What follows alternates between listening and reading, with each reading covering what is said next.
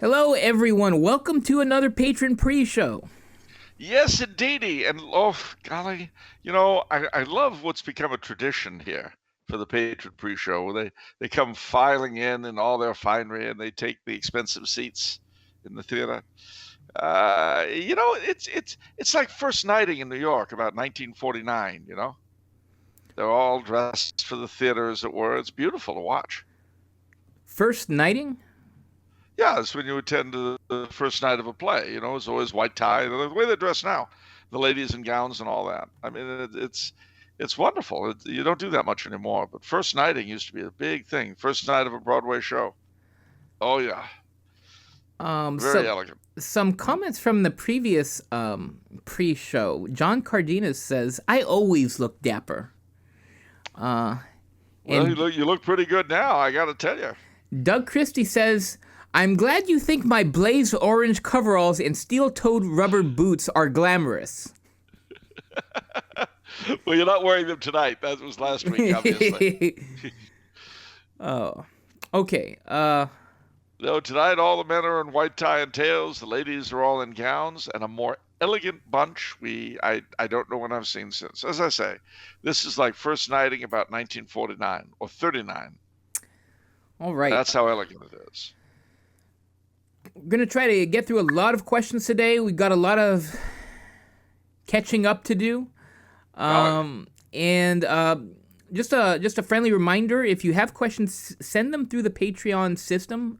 Don't send it on through the website, because then it kind of mixes with the hoi polloi, the questions from the hoi polloi, and we want to give you special privileges. And if you're not willing to sit in those cheap seats, you shouldn't let your messages mingle with theirs. That's right. Okay. Question from Cliff. Cliff, okay. Charles, are you still involved with the Knights of Columbus? Since it is no longer a secret, what are your thoughts on the fourth degree initiation? I am still involved with the Knights of Columbus, and the fourth degree is still a secret, so I can't tell you. Can anything ever happen where it's not a secret anymore? Well, yeah, if Supreme declares in their infallible whatnot that it's no longer a secret. What if the Knights of Columbus dissolved? Then I suppose I could tell it. Yeah. Okay. Just curious, because I don't know. It seems the initiations have changed over the years, and even though I myself have gotten third degree, they won't tell me what happened in previous third degrees that were apparently very different, I guess. They were. They were. In fact, I can't tell you what they are, but I can tell you that from people who apparently know this stuff, that the degree structure in the Knights of Peter Claver, the ceremonial and all that I had for the third degree, was what was done in the Knights of Columbus in days of yore. Okay. KPCs haven't changed. Fascinating. Just thought I'd put that out there. That's... Ooh. That's true. That's true. Okay. All right, a question from Wade. Okay, Wade, what's up? An interesting conversation the other day led me to wanting to seek the historical mind of Mr. Coulombe. Ooh. Historical mind. That's like the mind that used to exist? The mind that was there in history? Wow, that's an interesting thought. Yeah, sure. It implies the historical mind is different from the present mind, which may be kind of a ditz. Sort of a scatterbrain, if you know what I mean. As opposed to the historical mind that had all this wisdom stored up in it. So, I hope it's the historical mind he's going to get in touch with, because if it's the other one, there may not be much of an answer. Let's see. Let's see what the question is. That'll help. A man hailing from Serbia was discussing his commitment to the Orthodox Church, proudly displaying a double-headed eagle Serbian coat of arms, and along the way mentioned topics that led me to raise my brow. First, would you speak to the origin of the double-headed eagle? Sure. The double-headed eagle was originally, as far as the West is concerned, it was the symbol of the Roman Empire. Church and state, East and West. And every people that use it claim some sort of connection to said empire. Now, the most obvious, of course, are the Romanovs and the Habsburgs of Russia and Austria-Hungary, both of whom, in a sort of attenuated sense, well, as you can see, the Habsburg double eagle on my wall, they claim to be, in a sense, the successors of, respectively, the Holy Roman and the Byzantine empires, both of which were spin-offs of Rome. The Serbs and the Albanians, their adversaries, both use the double-headed eagle to show their adherence to their ancient adherence to the Byzantine Empire as against the Muslims. It's also the symbol of the Greek Orthodox Church. So, or I should say the Eastern Orthodox churches. What historical events made this man convinced the Pope was also trying to conquer Serbia and constituencies? When did the rift between the Serbian state and the church occur? Did this even happen? And what events allow the separation to perpetuate? Well, several things happened at once. Well, that didn't happen at once, happened over a long period of time. For one thing, what's now Greece and Serbia were part originally of the Patriarchate of Rome. Although they were Byzantine Rite, they were under the Pope. But an iconoclastic emperor by the name of Leo the Isaurian detached them from Rome and put them under Constantinople. However, when iconoclasm was definitively defeated, Constantinople, purified of iconoclasm, nevertheless held on to Greece and what was then called Illyria. So the ecclesiastical boundary between East and West became what had been merely the political boundary. The Serbs, of course, being Slavs, came from the east, came down into the area they're in now, and were originally evangelized by Cyril and Methodius.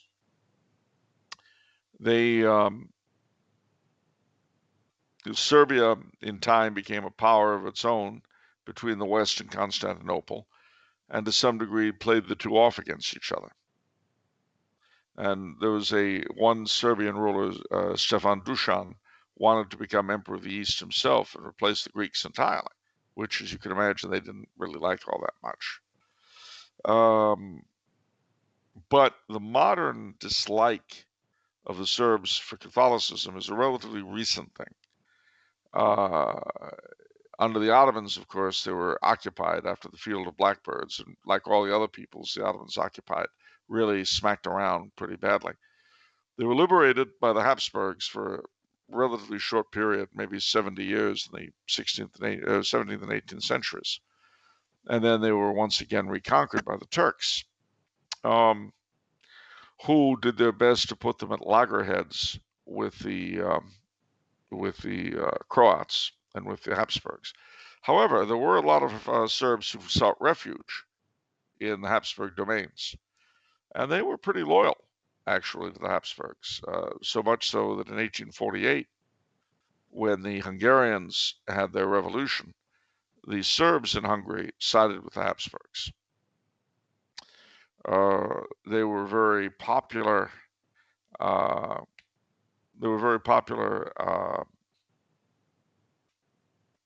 When they were the Serbs who fought against the Turks with the Habsburgs were very pro-Habsburg, obviously. Then, when Serbia became independent and nationalist-minded in the 19th century, this started to change. But it particularly changed in 1903 when the pro-Austrian king and his queen were murdered in a military coup. Their rivals, the Karađorđevićes, were brought in as kings of Serbia, although they had nothing to do with the murder of their predecessors. And from that point on, the dislike between the Serbs and the church was, for political reasons, really was fed by certain elements in Serbia. One reason why Franz Ferdinand was assassinated was because he was so popular amongst the South Slavs within the Austrian Empire. When Austria-Hungary collapsed and Croatia and Slovenia became part of Yugoslavia, the dislike between Serbs and Croats grew and grew and grew, and this in turn became a hatred of Catholics versus Orthodox, since one people were primarily Catholic, the other primarily Orthodox. This came to a head during World War II, when there were atrocities committed on both sides against the other. And the civil war under which Yugoslavia broke up added to the ill feeling and the bloodshed. So that's where it comes from. Does any allegiance to the Habsburgs lie within the modern-day fractured Slavic nations? Oh, sure.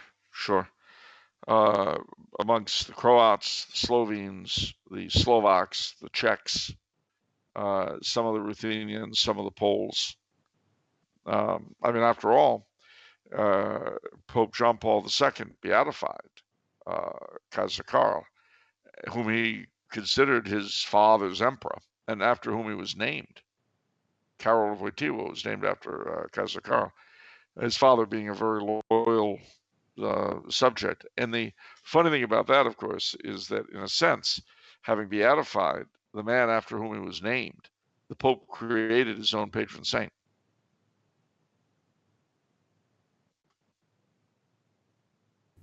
All right. Question from Micah. Okay. I am working on a series of alt history books right now, and I am having a few scenes coming in the near future. I have 2 Hohenzollern and 3 Wittelsbach characters. Is there anything you know of about the relationship between the 2 German houses to gauge their attitudes toward each other? Related to the last one, I have a Wittelsbach prince and a Hohenzollern princess, Mary. I know each house belongs to the Catholic and Lutheran churches. Do you know of any marriages between similar houses, and who blessed the marriage, or which church would perform the marriage in that scenario? Sure. In a nutshell, up until the Franco-Prussian War, they didn't really care for each other very much, the Hohenzollerns and the Wittelsbachs. Although there was a marriage between my favorite Hohenzollern, Frederick William IV, and the Wittelsbach princess, which leads us to answer the next question, which is it generally depended upon the religion of the husband.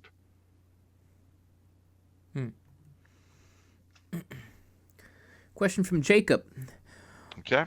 Please keep up the good work.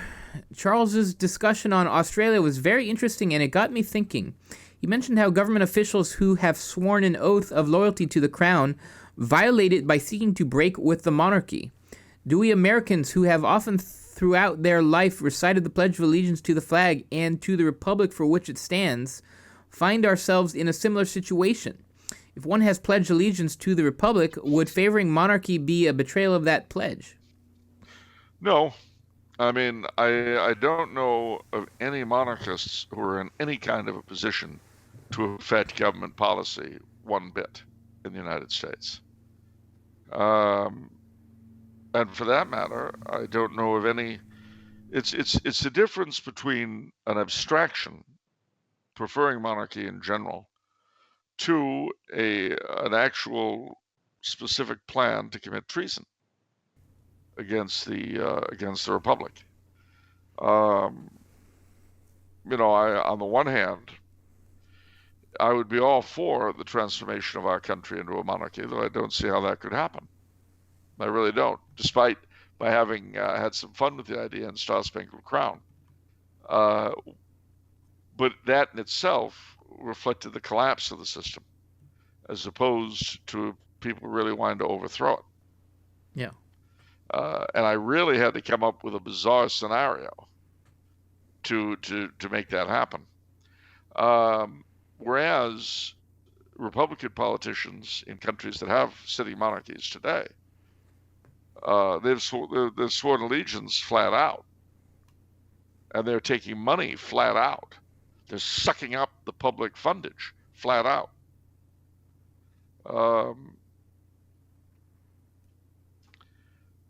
there's a world of difference.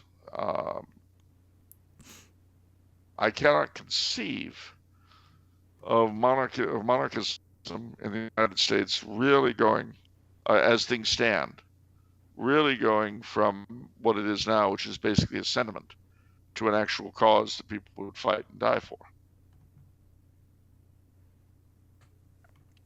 Now, the other problem too is that the nature of an oath to a republic is somewhat different than that of the oath to a monarchy, because if you swear allegiance to a sovereign and his successors, that's a very personal thing.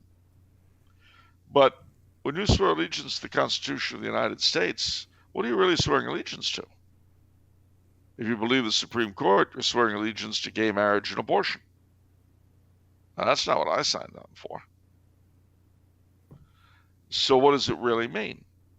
Now, on the other hand, you know that if you have a position of trust under the Constitution and you attempt to betray the country to a foreign power, well, that's obviously. But is it treason to want to change the meaning of the Constitution? If it is, then I suppose the Army would be best served turning their guns on the Supreme Court.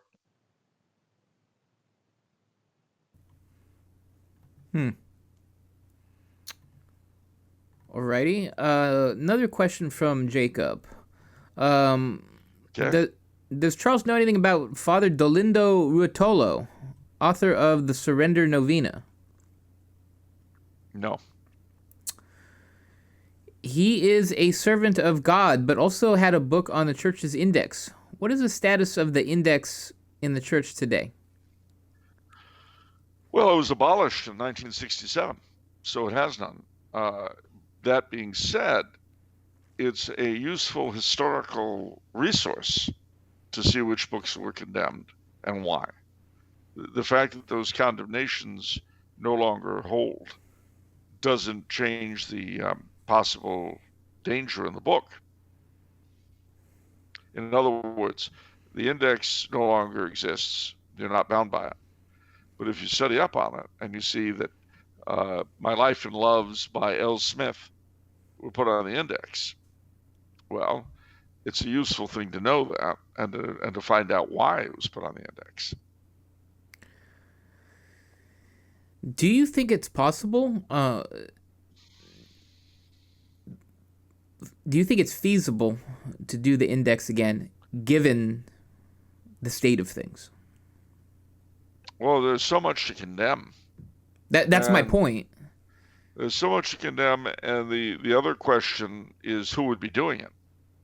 I mean, I don't know that the staff at the Holy See today would be capable of that kind of work.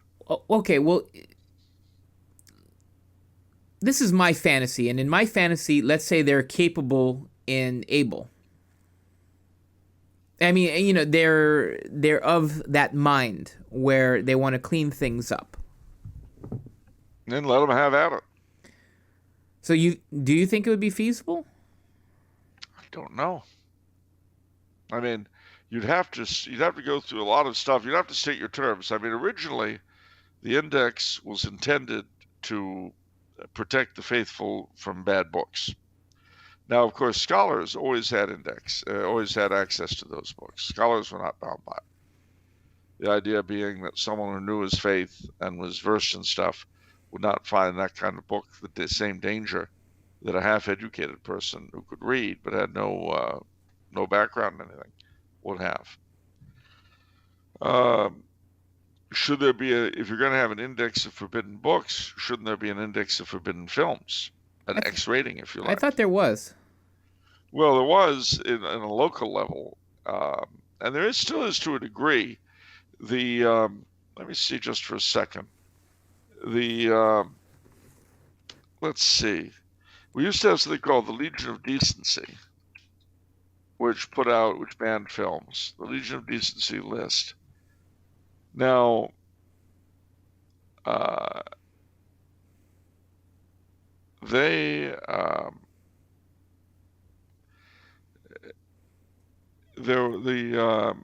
Turner Classic Movies has programmed a festival of movies condemned by the Catholic Legion of Decency. So that's interesting. But what happened was that it was reorganized as the National Catholic Office for Motion Pictures. The rating system was revived into O, meaning morally offensive. Let me see. They have the official website. See, the Catholic News Service still gives classifications. So let's see what movies they've got going out right now.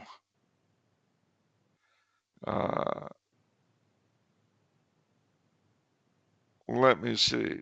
Coming to America. What's that rated? It is rated A3, which means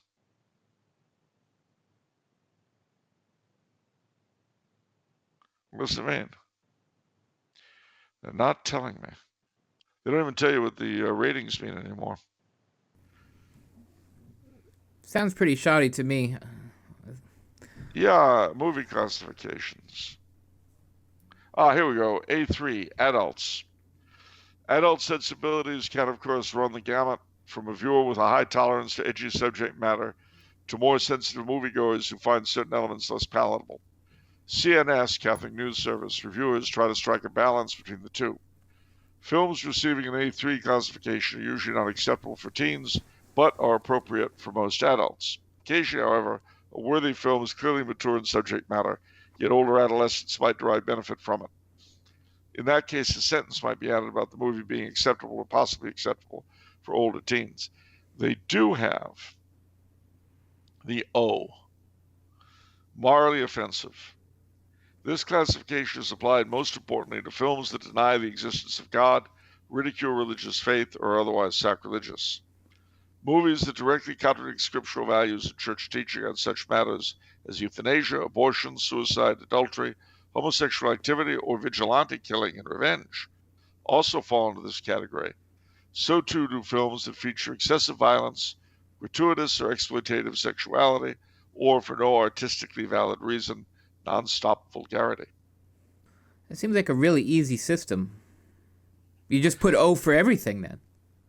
Well, they don't. I mean, right? I don't know. What film that is rated R is not going to be there? I mean, that's just right. Well, let's see. Let's test your view. Let me see. I'm looking for a film that would be objective. Voyagers, do you know that one? Voyagers? No, I don't know that. How about Mortal Kombat? Okay, that's based on the game. That's definitely going to be O. Well, we'll see.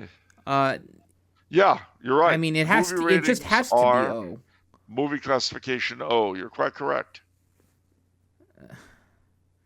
All right. And it describes it as by turns brutal, ponderous, and silly. The movie Voyagers gets the tedious sci-fi parable Voyagers, Lion's Gate, seems designed to prove that in space no one can hear you yawn. Wow. That's actually very clever. Oh, Colin Farrell's in it. No wonder I wouldn't want to see it. Okay. All right. It's nice that these people are doing it. I guess perhaps for my own preference, I wish there was something more authoritative or like part of, I don't know, like a religious order, like actually doing it, or something like that. There's so much content to review, and of course, could you imagine trying to review blogs and things like that? Yeah. Okay, one more thing from Jacob regarding Father Dolindo. He also wrote a prayer that could be the official prayer of Off the Menu. Come thou, O Mary, reign in the world. Let new impulses of filial devotion to thee come from the chair of Peter, that thy most radiant light may dispel errors. In thee didst the fallen world find salvation, and the apostate world cannot find it apart from thee, for thou art the Queen of grace and of mercy. Frightening is our condition. False prophets have deceived us, and iniquity has lied to itself. Those who promised tranquility have gone by, passing like cyclones of destruction, and those who promised peace like whirlwinds in a storm. Fallen are the idols raised high on the limits of our eternal aspirations. They have burned us in the impure flames of their filthy holocausts. The leaders of the new stupidities have been unmasked. They have been scattered. O Mary, O sweetest Queen, O Virgin Mother of God, save us. The universe calls upon thee, O Mother of tender mercy, and asks for thy help. Come then, and rescue thy servants, O Blessed One. Come, and for the new mercy that thou outpours upon the world, be endless glory to the Father, equal glory to the Son, and sovereign glory to the Holy Spirit. Amen. Amen. Well, okay. Yeah, that sounds very, very good. I'm going to have to look into this fellow, I guess. Thank you for bringing him to our attention. Yeah, it's the first prayer I've ever seen include the word stupidity. Well, it shows you it would fit off the menu.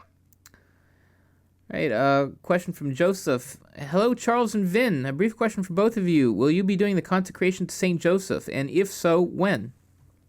Well, that's a very good question. I hadn't thought about it. I've renewed my consecration to the Immaculate Heart of Mary, à la Saint Louis Marie de Montfort on December 8th. And that took a great deal of preparation. I haven't really thought about doing it. I may well. A lot of people have this year, as we know. And Tumbler House have the book. Oh, yeah. So I might go to Joseph, you know. Yeah, I had intended to. My date that I wanted to do it for was May 1st, St. Joseph the Worker. But I blew it on that one. I don't know. Are there more St. Joseph feast days in the year? March 19th is the big feast of St. Joseph. No, but I mean, yeah, I know everyone was getting the book, well in time for that, 33 days before that. I mean, later in the year? The Feast of the Holy Family after Christmas. Well, anyhow, I do want to do it. I just need to fit it in. My life is, it's been crazy for me lately. But my mom has done it, and she enjoyed it. So, yeah. Okay. I guess it's possible if I am ever able to get a copy of the book from my employer. You see the skillful way I hung it on you? I like that.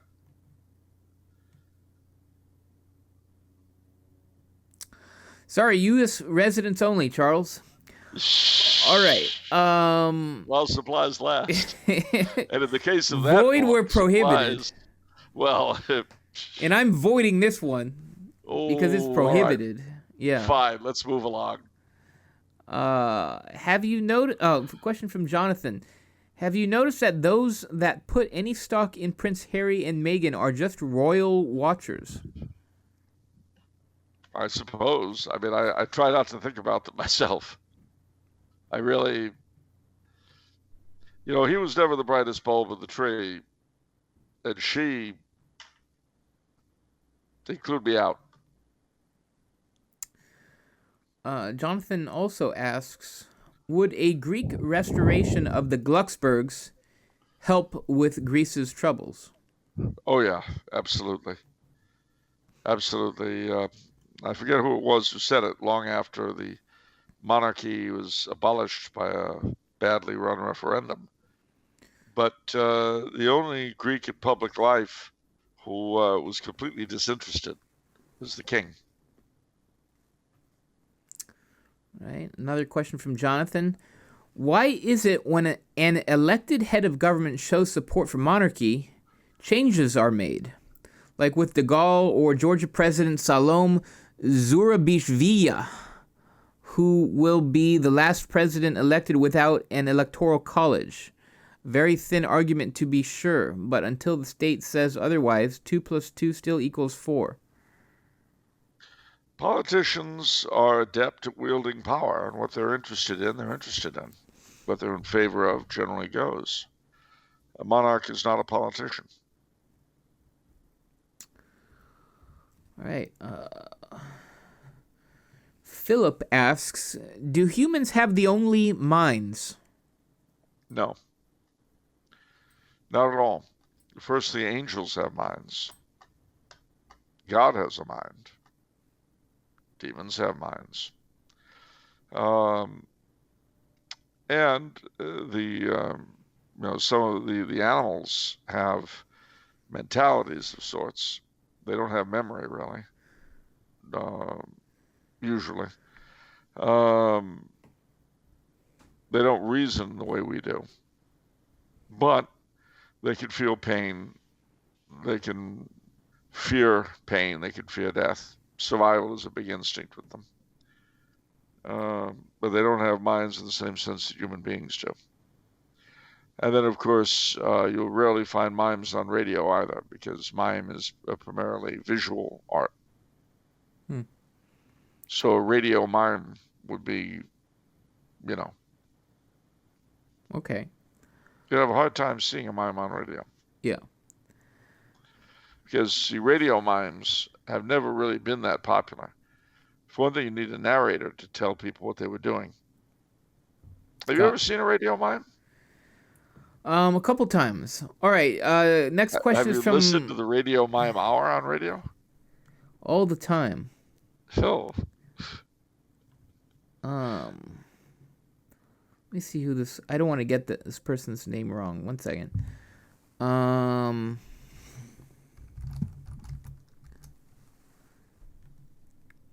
Okay, Katja. Katje. This is the first question from you. Okay. Katja, that's a Dutch name. Oh, is it? Interesting. No. What is the best mass you have each ever attended, and why? I'll go first because mine's easy. Because I haven't gone to a lot of TLMs. So for me, it's just a local parish TLM because the priest is. How would you say the way Father Bishop would celebrate? Devout. I mean, it's beyond devout. It's like his eyes are always completely focused. It's like he's not even blinking. It's like he's never sneezing. He's never itching anything. It's like his mind is completely and utterly absorbed. His movements are all perfect. Yeah. It's like a true representative of Christ, like. No, it's true. He's not offering Mass at St. Therese anymore, is he? No, the Norbertines. Norbertines, yeah. Yeah, he was wonderful, and although I have seen wonderful masses in many different rites all across the globe, I will say that my favorite, my best, was the Solemn High Requiem Memorial Mass for my dad back in 2013 that was done at Blessed Sacrament Hollywood. Is that the one I saw? I saw pictures of Father Friar, Father Michael, and Father Bishop together. Yes. Was that it? Yeah. And there was a Blessed Sacrament in the teeth of Jesuit opposition. And you'll notice they weren't allowed to use the high altar. All they could do was use the table facing it because they were ordered not to. It was said that it can't be used because it's an artistic treasure. And so if you offered a Mass on it, it would heat up, glow red, and explode.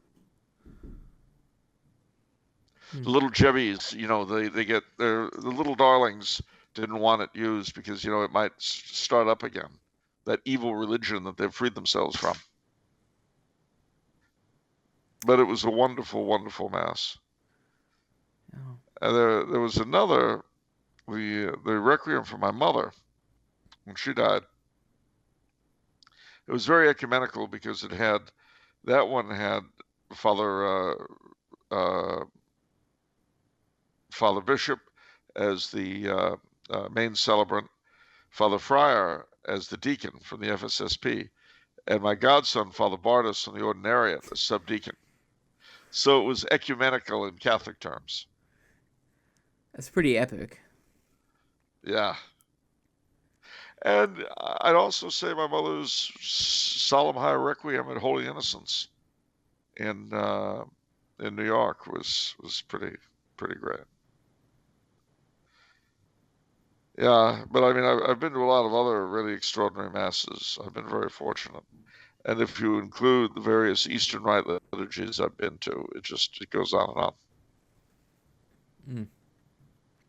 I would also say, there are a couple of the Epiphany Mass offered by Father Friar the first year that featured all the blessings of gold, frankincense, and myrrh, and Epiphany water. And also the pre-55 rites of Holy Week that they've reintroduced, I like very much. Okay.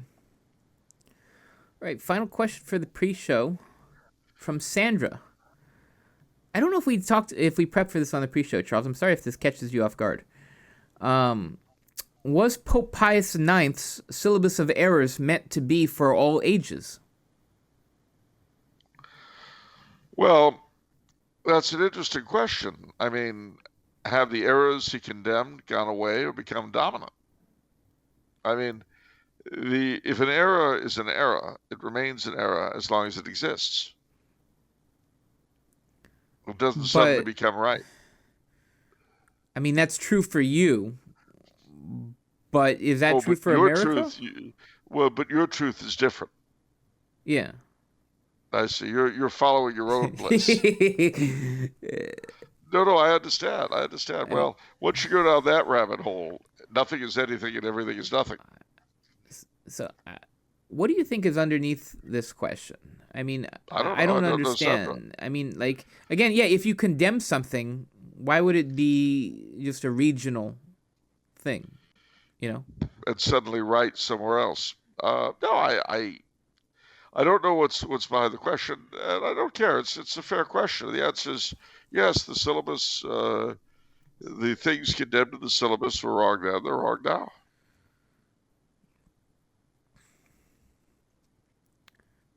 It's honestly kind of a prophetic document in what it condemned and how really the errors that it condemned are really the reasons why everything is horrible right now. You know what I mean? Like, well, you can see looking at the current events why Pius IX was right. Yeah, that's right. I mean, we live in the epitome of what he hated and condemned, and he was right to do so. I highly recommend if any of you patrons haven't read the Syllabus of Errors, browse through them. It's pretty eye-opening, shall we say? Yeah, you may not feel as wonderful about yourself as you did, but feeling good about yourself is not what religion is about. Yeah. All right, that is it for the pre-show, everyone. Now, just because we're wrapping up the pre-show doesn't mean you should gather up your finery and stalk out and go to some little cafe that you guys know somewhere and, have yourselves a good time without us. No. You've got the expensive seats, hold on to them, even though the hoi polloi are going to fill up the cheap seats at the peanut gallery. No. So stay tuned. See you in a few.